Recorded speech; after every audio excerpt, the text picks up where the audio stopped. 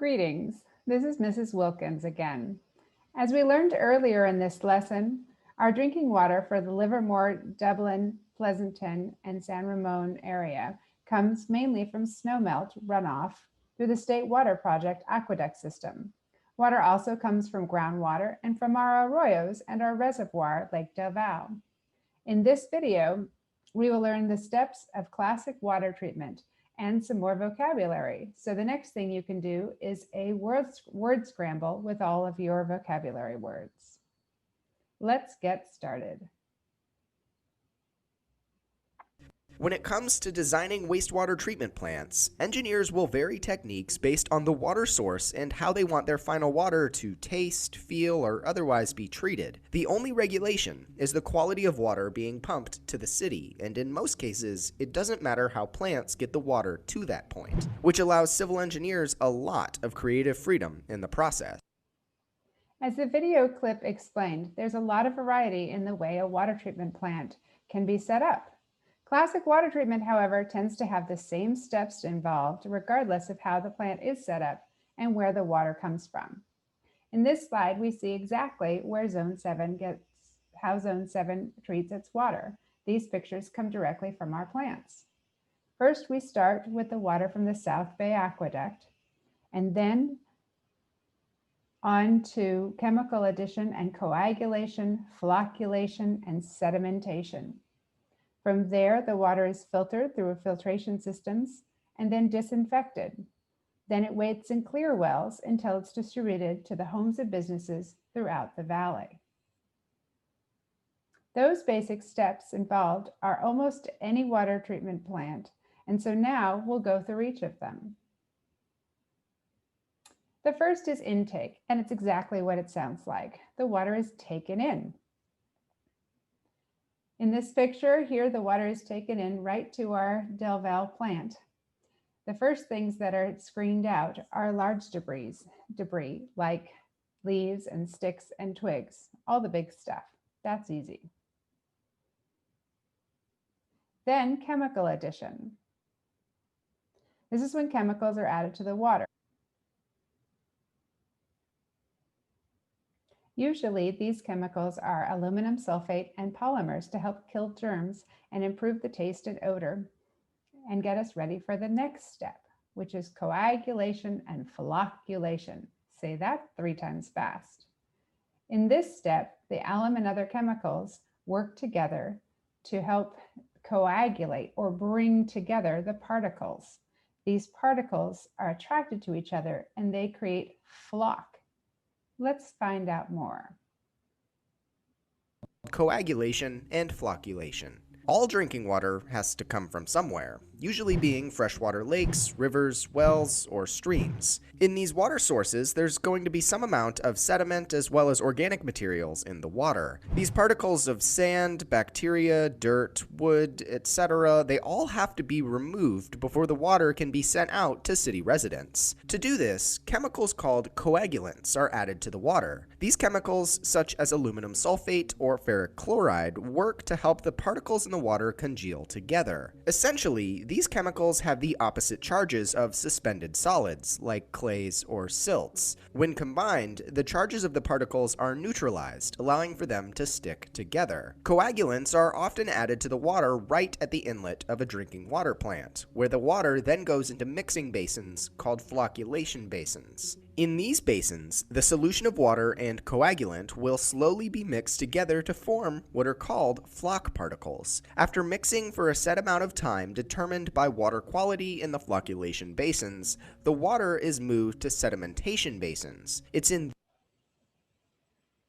Here's a picture directly from our plant of coagulation happening. Notice the foam. The particles are starting to stick together as the chemicals are stirred in. Then we get to sedimentation.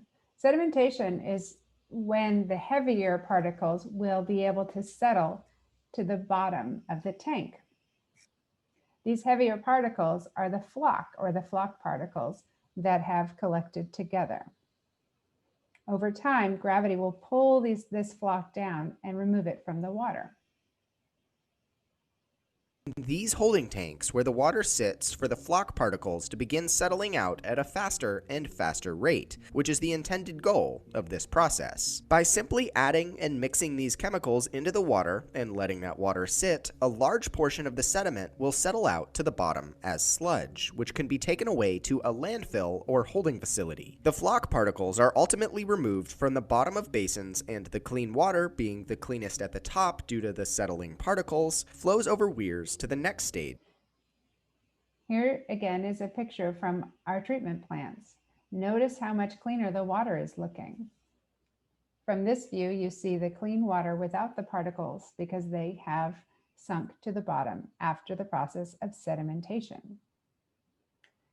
The water looks pretty clean now, but there's still a few particles that need to be taken out. So it brings us to our next step of filtration.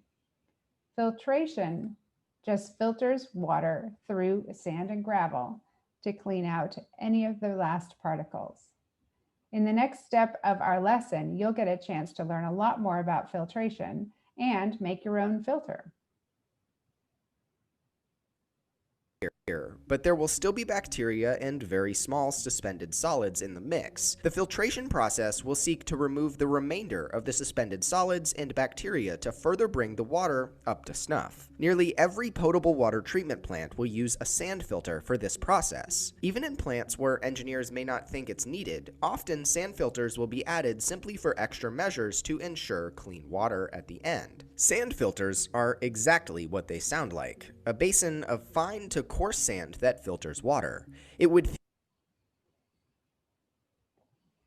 Here's a picture of our filter structure being built.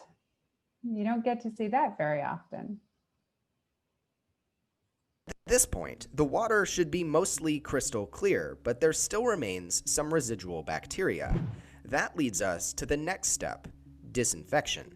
There are three main ways of disinfection in the water treatment process, which can be used individually or in combination with one another, depending upon design. First, chlorine or chloramine treatment, there's ozone treatment, and finally, ultraviolet radiation treatment.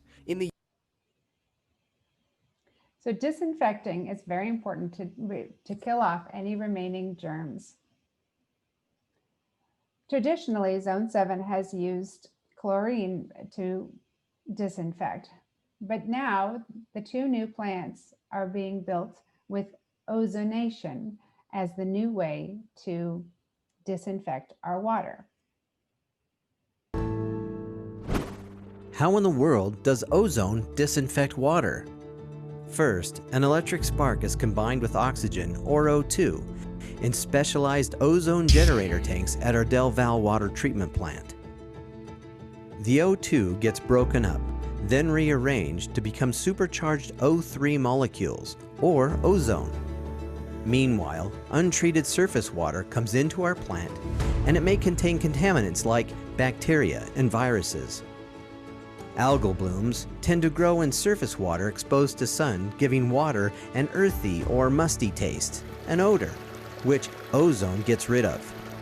The supercharged ozone is injected into the water as a gas in the water contactor tanks at our state-of-the-art water treatment facility.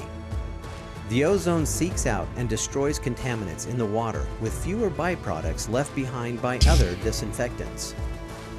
We then have pure, high-quality water ready for the Tri-Valley community.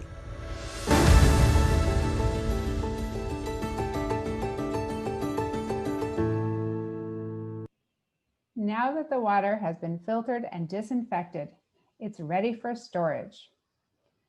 Storage basin where water is held is called a clear well. Here's a picture of the inside of the clear well that's being built right now. And here's what the outside looks like. Water will stay in the clear well until it's needed for distribution. Here's a map of our distribution system. It uses many different size pipes to move water throughout our entire valley to all the homes and businesses who need it, including your school and your home. Thanks so much for listening. Now let's get our engineering skills on and move over to find out more about filtration.